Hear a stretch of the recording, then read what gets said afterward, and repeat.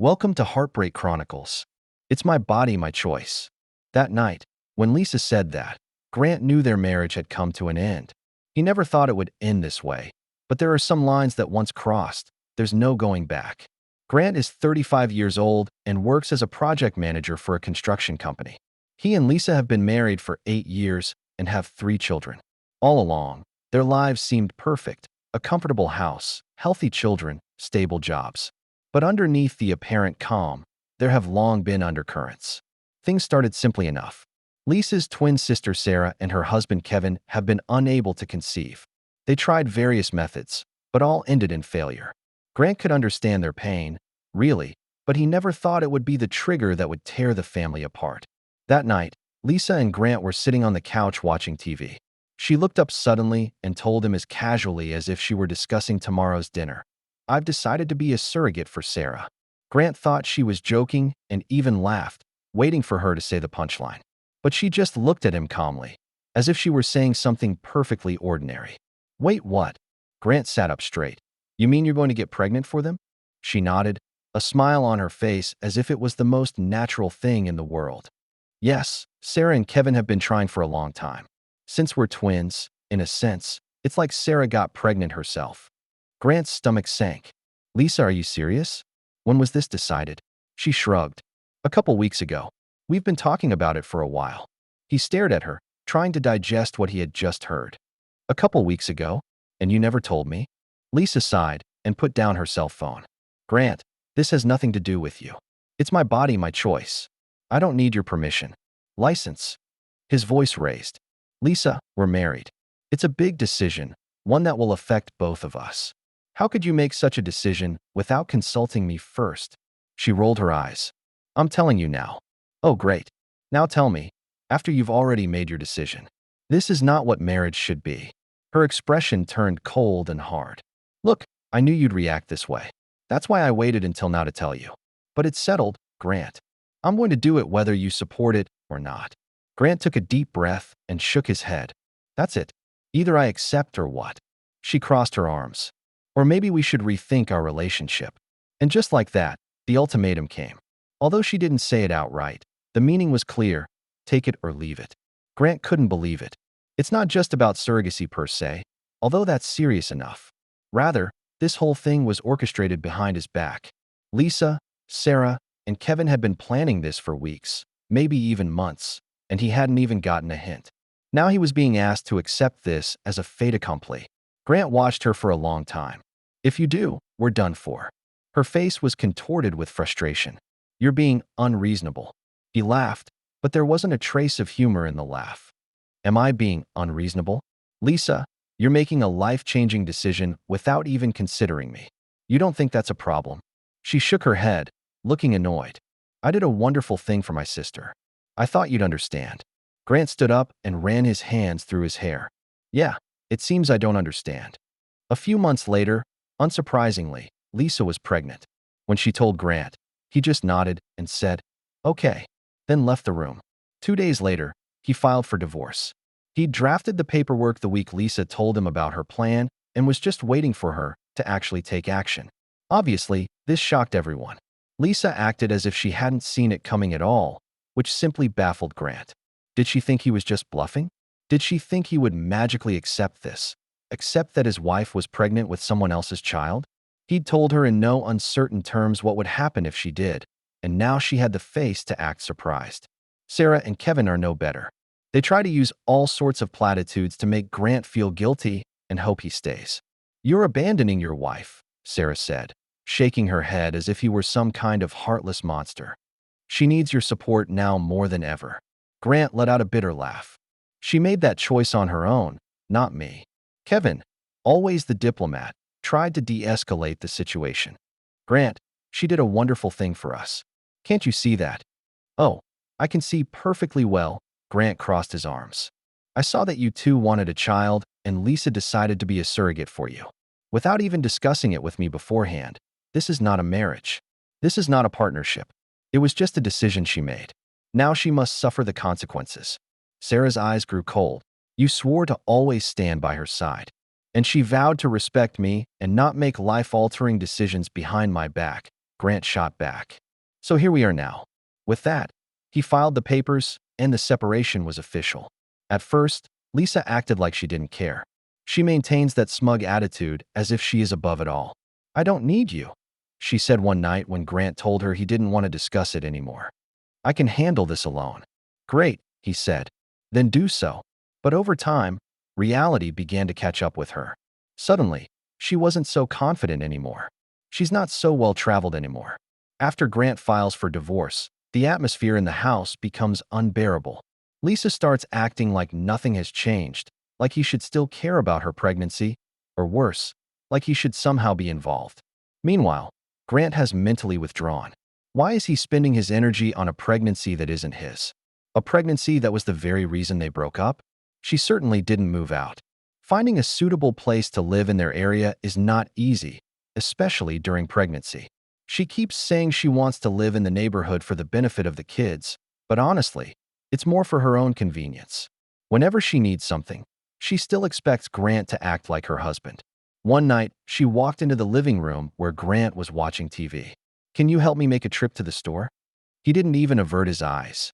Buy what? Pickles and maybe ice cream. Grant let out a dry laugh. Yeah, that's not my job anymore. She sighed, as if he was being too unreasonable. Grant, come on, it's just a quick ride. He finally turned to face her. Lisa, I'm not your husband anymore. Go ask Sarah or Kevin for help. Her jaw tensed, but she said nothing. Instead, she turned and walked away. As time went on, she began to hint more and more at how hard everything was, how stressful it was, and how much she had to do alone. At first, Grant just ignored her. What did she expect, he thought? Will he step up to save the situation like he did with her previous pregnancies? Those are their children. It's totally her and her sister's decision. He did not sign any of these. Eventually, the innuendo turned into an open complaint. I don't know what I'd do without you, she said one night, rubbing her stomach as if it would make Grant care. He barely looked up from his laptop. Call Sarah. Call Kevin. She let out a frustrated sigh.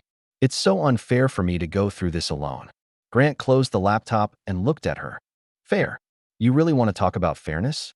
Because I don't think it's fair to make this decision without consulting me. But we're here now. She didn't answer the question, just pursed his lips and averted his eyes. Grant kept telling her the same thing. Sarah and Kevin are the ones who want this baby. They are the ones who promise how wonderful the surrogacy journey will be. Let them come forward. But of course, most of the time they are nowhere to be seen. Kevin, in particular, seems oblivious to the whole situation. He'd show up for important things, doctor's appointments, the occasional baby-related errand, but in everyday life, he disappeared. One night, out of sheer curiosity, Grant asked Lisa, "Where has Kevin been lately? I thought he should fully support this." "He's been taking care of Sarah." She shifted uncomfortably. "She's still recovering from the crash." "I can understand that, I admit. But didn't he know this baby was coming? Shouldn't he have planned for that?" Lisa's expression became tense. "He did his best. He's under a lot of pressure right now." Grant scoffed. "Yeah, and you're not." She didn't answer, but that was enough for him. She didn't want to admit it, but Kevin's priorities had clearly shifted. He has an easy excuse, and he's using it. Meanwhile, Lisa is becoming more and more dependent on Grant, as if he is somehow obligated to take responsibility. She started asking for little help carrying groceries, setting up her crib, and even massaging her back when she felt pain. Each time, he turned her down. "Grant, can you help me with this?" "No, not my child. Not my problem." One night things finally came to a head. She sat down on the couch and dramatically rubbed her stomach in an obvious attempt to get Grant's attention. He ignored her as long as he could, but eventually she spoke. "You know," she said, annoyance in her voice. "You're still my husband. You could at least pretend to care." "That's it." Grant exploded. "No, I'm not your husband anymore. Not in any significant way," he said as he stood up. "When you decided to do this behind my back, you've made your choice. Now don't come to me because you realize it's harder than you thought. Call Kevin, call Sarah, call anyone else, but leave me alone." Her face scrunched up, and just like that, tears began to fall. It had become her usual response whenever things didn't go her way. But by this time, Grant was immune to it. "I'm going to bed," he said flatly, and departed, leaving her sobbing alone on the couch. The next few weeks were like that. She keeps trying to guilt Grant into helping her, and he turned her down every time. It's not just about setting boundaries for yourself, although that's a big part of it. It's also about principles. If he started to help now, even just a little, Lisa would take it as a sign that he was softening, and then he could never get rid of her demands. When the baby was born, things changed again. Grant was completely uninvolved. No hospital visits, no tours, nothing. He'd told her in advance that he wouldn't be involved, so it wasn't something she didn't know about. Nonetheless, she called him from the hospital, crying and pleading with him to go. "Grant, please. I don't want to do this alone," she sobbed over the phone. "I'm scared." He keeps a calm and firm voice. "You decided to be sown by a man who is not your husband. That decision was made solely by you, so don't drag me into it. Kevin got you pregnant. Better call him." She let out a shaky breath. "I hit it." He didn't answer. "Then call Sarah. Call your mom. It's their problem, not mine." "You're so cruel," she whispered, her voice filled with tears. Grant sighed. "No, Lisa. I'm keeping my promise. You knew where I stood before all this happened." She didn't respond. A second later, the phone went dead. When she came home with the baby, the real chaos began. It's like she thinks bringing a baby into the house will magically make Grant care.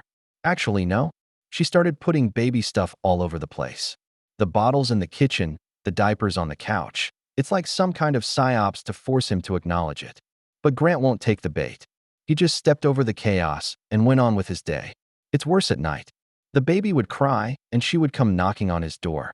"Grant, please, just this once. Can you help?"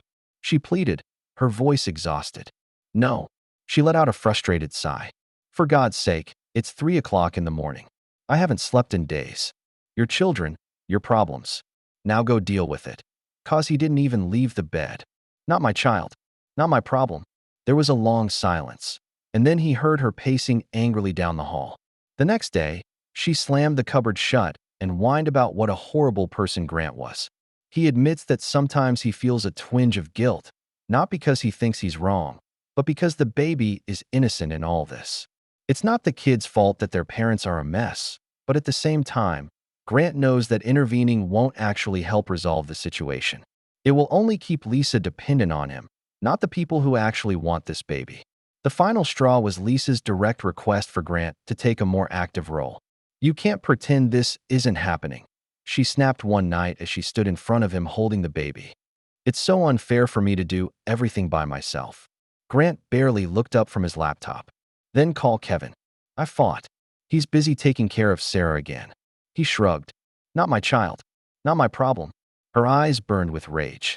"You're so fucking selfish. You owe me at least that much." This caught Grant's attention. He put down his laptop and looked straight into her angry eyes. "I owe you nothing," he said flatly. "You act like I betrayed you," she screamed. Grant stood up and said, "I don't care if you slept with the father of your child or if you cheated on him. You disrespected me by letting another man get you pregnant. I warned you. There will be consequences for my opposition to this. You claim it's your body, your choice. This is my life now, my choice. It's your responsibility. Deal with it yourself." That's it. That was the moment she finally broke down.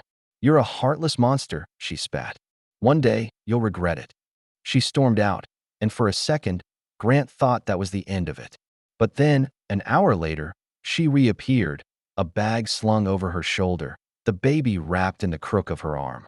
"I can't do this," she said, her voice quivering. "Not with you acting like this." He just nodded. She stared at him for a long time, waiting, as if she thought he might try to stop her. He didn't. 2 days later, Lisa left with the baby. Grant thought, finally, that this might actually be the break he needed. He wasn't naive enough to believe she was gone forever, but within a few days the house was quiet. No crying babies. No guilt trips. No arguments. It felt like a stone had been moved from his chest. But of course, nothing is ever simple as long as Lisa is involved. The call started the next morning, first with her mom and then her sister. Yes, the sister who orchestrated this whole mess, even her sister's husband. It's like they coordinated a campaign to drain Grant. They each have the same talking points, that Lisa is overwhelmed, that the baby is innocent, and that Grant needs to stand up for the good of the family. Sarah, her twin sister, is particularly ruthless. She left a long voice message full of contempt.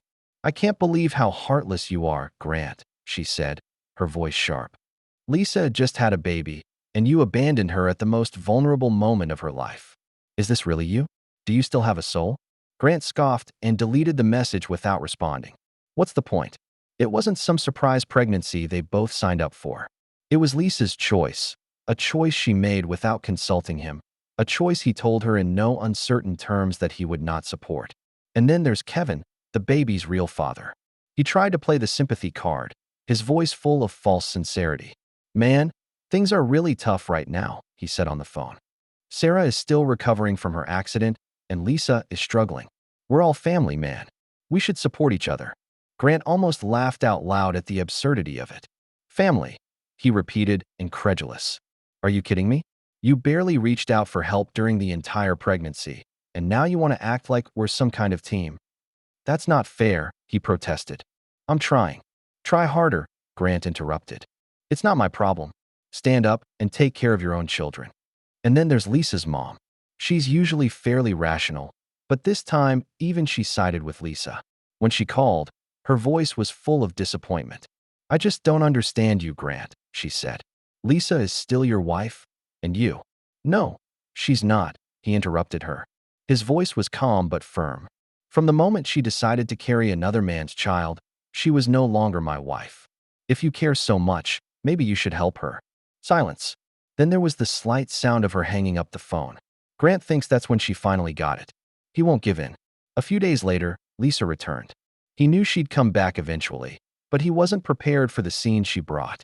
She walked in, as if she hadn't busted on him before, and stormed out. The baby was strapped into a baby carrier on her chest, her face tired but provocative. Grant could tell immediately that she was preparing for another round.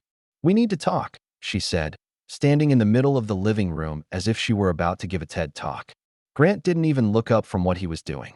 About what? This? She pointed to the baby as if he didn't know what this was. You can't ignore us forever. I'm not ignoring you, he said flatly. I've been very clear. It's your responsibility, not mine. That's all she needed to start another long-winded speech about how hard it is to be a single mom and how unfair it is for her to do everything by herself. She kept saying things like, I didn't sign this, and I never thought you'd turn your back on me like this. Grant sat there and let her talk. What's the point of arguing? She's not looking for a solution. She's just looking for someone to blame. When she finally stopped, he met her gaze and said, You signed this the moment you decided to surrogate their child. Don't act like this is my fault. It angered her. She began to yell, her face contorted with frustration. You're cruel, Grant. You have no idea what I'm going through. You think this is easy for me? One day you'll regret it.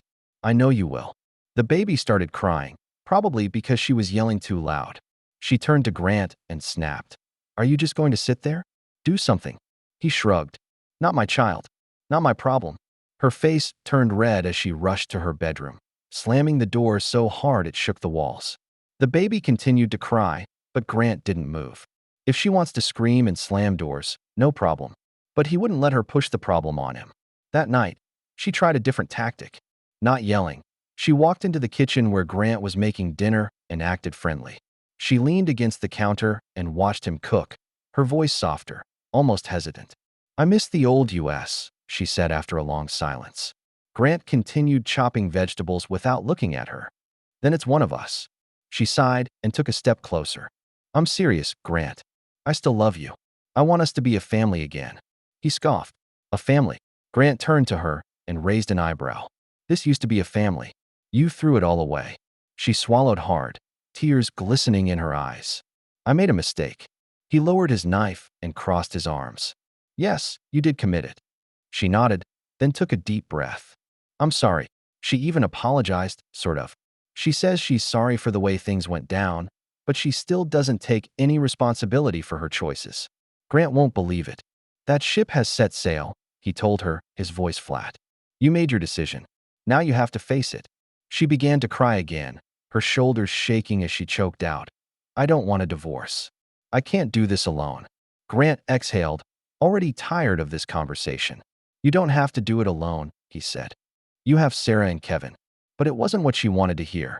She didn't want their help. She wants Grant's. She hoped he would step up to the plate and fix everything like he always did. But not this time. He turned to her and said, You don't want a divorce, not because you love me. You let another man get you pregnant. Despite my warnings. It tells me a lot about your love for me. You don't want a divorce because I'm giving you a stable lifestyle. You just don't want to lose it. But take my advice. Get used to being alone. Get used to dealing with your mess alone. Divorce petitions have been filed, and soon this lifestyle will be lost. That night, when Grant went to bed, he could hear her crying in the next room. He wasn't happy about it, but he wasn't sad about it either. He felt nothing. At that point, he was sure it was over. Whatever love or connection they once had is gone. She burned everything down with her choices. The next morning, she made one last desperate attempt. She came to Grant with dark circles under her eyes, looking desperate, the baby in the crook of her arm. "Please," she whispered, her voice hoarse. "Just hold her for a while so I can get some sleep. I haven't slept more than 2 hours in days." For a second, Grant almost gave in. Almost. But then he thought of all the things that had led up to this moment. How she lied, how she betrayed his trust, how she dragged him into a mess he never agreed to. "No," he said. Her eyes widened. "What?" "Call Kevin," Grant told her. "He's the father. He should help you." She looks like she's been slapped. Her lips quivered and tears streamed down her cheeks. "You really hate me that much, don't you?" Grant shook his head. "I don't hate you," he said, his voice smooth. "But I'm not going to let you use guilt to make me clean up your mess. It's not my responsibility, and I won't pretend it is." She left again after that, this time for what he thought might be forever. Her mom called him later and said Lisa was living with her now. Grant told her it was probably for the best. Maybe now he could finally get some peace. 3 days after Lisa left for the second time, things calmed down for a while. The house was quiet, sure, but not peaceful. There was a constant, annoying feeling like something else was coming, like the calm before the storm, and he wasn't wrong. About a week after she moved out, letters and emails started coming in. Lisa's family went all out. Not just the usual guilt trips and emotional manipulation. He was used to those, but full-blown arguments. It's like they're trying to wear Grant down with sheer numbers. Lisa's mom wrote him a long letter about how unreasonable he is, how family always comes first, and how he needs to step up to the plate. She goes on to talk about how hard it was for Lisa growing up, how much she sacrificed, and how much he owes her support. Grant read it, sighed, and threw it in the trash. What's he supposed to do with that? It's not like they're saying anything new. They've been on this badass train since the beginning, and so far it's just noise. On the other hand, Sarah and Kevin take a more direct approach. Kevin shows up unannounced at Grant's house one night, and when he opens the door and sees him standing there, looking embarrassed, he knows it's not going to end well. "Hey, man," Kevin said, trying to sound casual. "Can we talk?" Grant leaned against the doorframe and crossed his arms. "About what?" Kevin shifted uncomfortably, as if he were considering whether to come in or just turn away. Finally, he sighed. "About the baby. About everything, really." Grant didn't move. "Say what you need to say." Kevin looked surprised, like he thought Grant would actually invite him in. No way. He starts babbling about how hard things have been for him since Sarah's accident, how he's trying to deal with everything, and he really needs Grant to step up and help Lisa. "For Lisa," he added. "For Lisa," Grant repeated, interrupting him. His voice was sharp, and he saw Kevin wince. "This has nothing to do with me. That's your boy. Your wife's sisters agreed to this, fully understanding what this means. Why are you here?" Kevin looks flustered. "It's not just about babies. It's about family. We are all connected in this matter." Grant let out a short, humorless laugh. "No, we don't." Kevin opened his mouth, but Grant didn't let him continue. "You, Sarah, and Lisa decided this behind my back. You guys left me out, and now you're acting like I owe you something? Get real." Kevin tries to argue, but Grant disagrees. "Leave," Grant said, walking back to the house. "Don't come back unless you're here to take full responsibility for your children." Kevin didn't like that answer, but he didn't have much choice. He stood there for a moment, jaw clenched, then whispered something about how Grant would regret it, then turned and walked away. Maybe he will. Maybe he won't. Either way, it's not his problem. Meanwhile, Lisa was still at her mom's, and for a moment, Grant thought maybe she was starting to get it. But no. Instead, she started using the kids as leverage. One night she called and asked if she could come over and spend time with the kids. Grant says sure, because they are still her kids and he won't stop her from seeing them. But when she showed up, it was clear she had an agenda. Throughout the night, she talked about how hard it was for her, how the baby kept her awake all night, and how she just needed a little help to get back on her feet. Then she dropped the real bomb. She brought up the idea of moving back just until she could figure it out. Grant immediately refused. "No," he told her bluntly. "You made your choice. You can't come back here and act like nothing happened." She frowned, her eyes pleading. "Grant, it's not just about me. The children need their mother." "They have their mother," he said. "You're still their mom, Lisa. But that doesn't mean I have to let you move back." She exhaled sharply, visibly frustrated. "It's not fair to them. It's not fair to me. You keep our families apart." Grant scoffed. "No, you did that. You chose to blast our marriage for your sister. You can't play the victim role here." It was the first time he'd seen real anger in her eyes. Until then, it was mostly sadness, guilt, tripping, and frustration. But this is different. She looked at Grant like he was the worst person on the planet. "One day you'll regret this," she hissed. "I promise you will."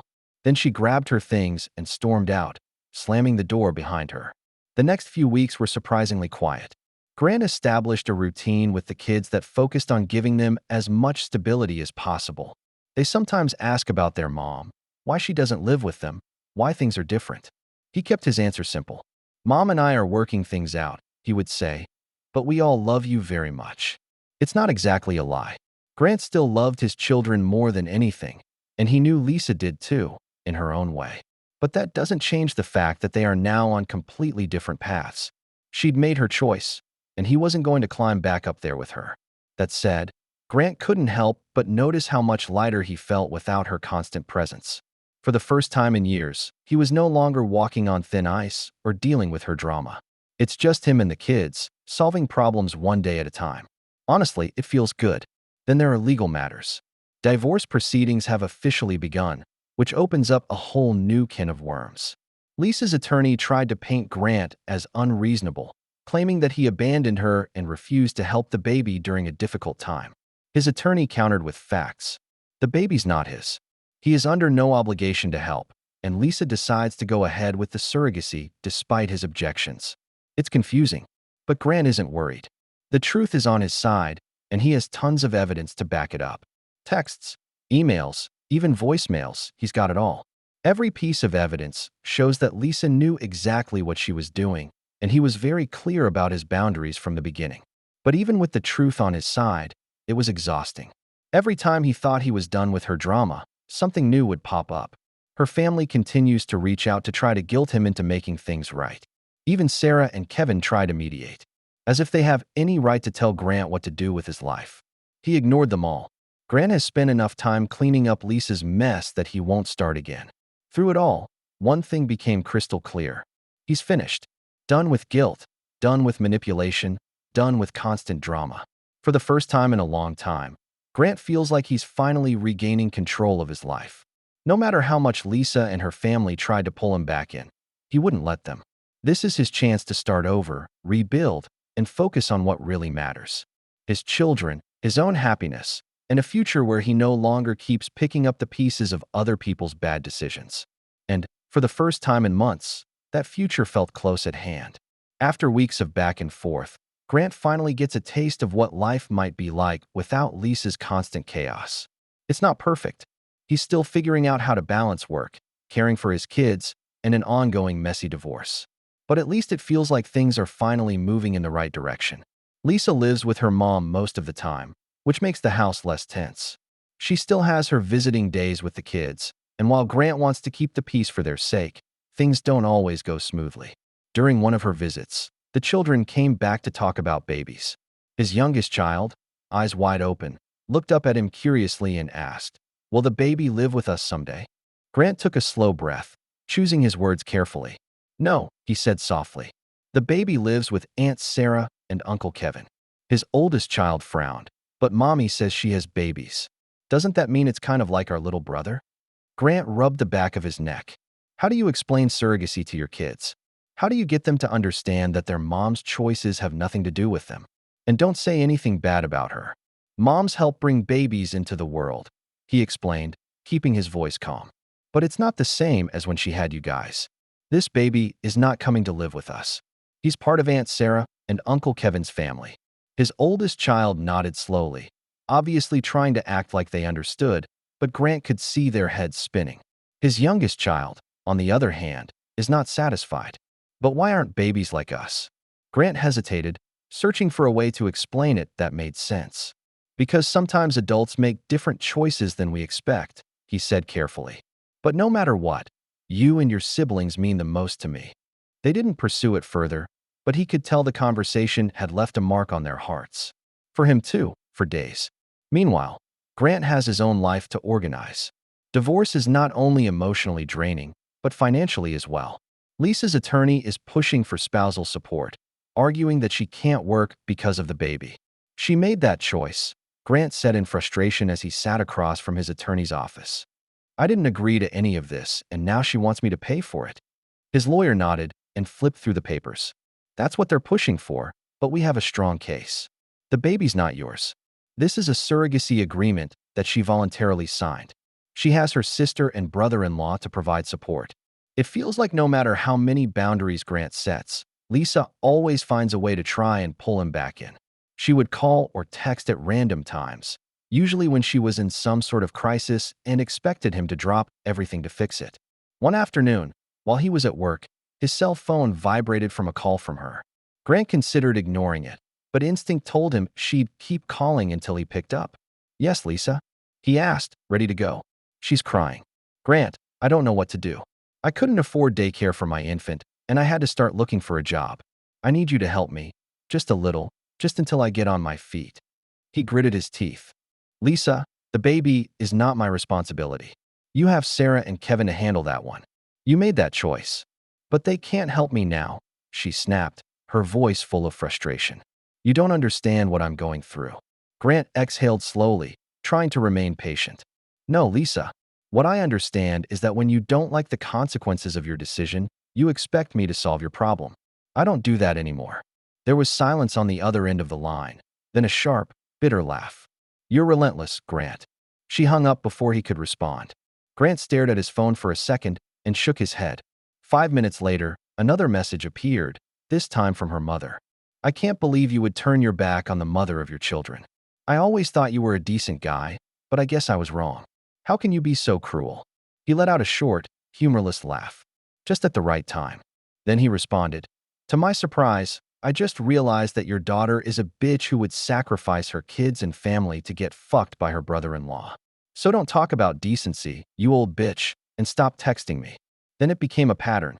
Lisa comes across an obstacle, and instead of dealing with it herself or turning to Sarah and Kevin, she'll try to drag Grant into it. At first, he would respond politely but firmly whenever Lisa or her family contacted and tried to draw him into her problems. But over time, Grant realized there was no point. No matter how he rationalizes himself, they twist his words to make him the bad guy. So, eventually, he simply stopped responding altogether.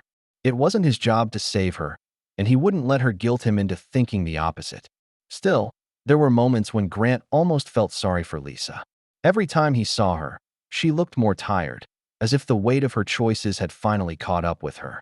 During one of their custody exchanges, she hesitated before speaking. Can we talk in private for a minute? She asked. Grant hesitated, but nodded. Yes, of course. They left the children, and she took a deep breath not to meet his eyes. I just wanted to say I'm sorry, she said softly. For everything. I know I screwed up. I know I hurt you. I thought I was doing the right thing at the time. Grant didn't know how to respond. Part of him wanted to tell her it was too late, that apologizing was useless. The other part wants to ask why she didn't consider the consequences before proceeding with all of this. But in the end, he just nodded. I hope things go well for you, he said simply. She looked like she wanted to say more, but Grant didn't give her the chance. He didn't want to reopen old wounds. Whatever guilt or regret she felt, it was her burden, not his.